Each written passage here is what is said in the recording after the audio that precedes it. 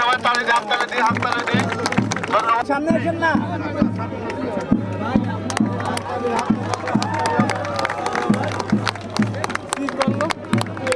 তার আগে 2 বছর যখন পরিচালক হিসাবে ছিলেন তখন থেকে আমি প্ল্যানিং কমিশনে ছিলাম। এসে আমরা 2-3 জন এই বিশ্ববিদ্যালয়কে হাতে হাত রেখে আমরা খুলনার জনগণের সাথে তাল মিলিয়ে এই বিশ্ববিদ্যালয়ে একটা অবস্থান তৈরি করেছি।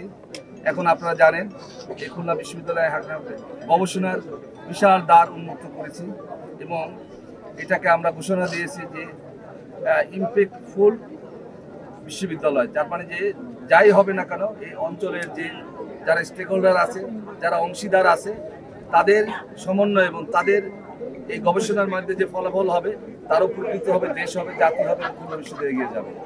এবং আমরা এই বিশ্ববিদ্যালয়ে প্রথমে বেশ কয়েকটা কাজ করেছি।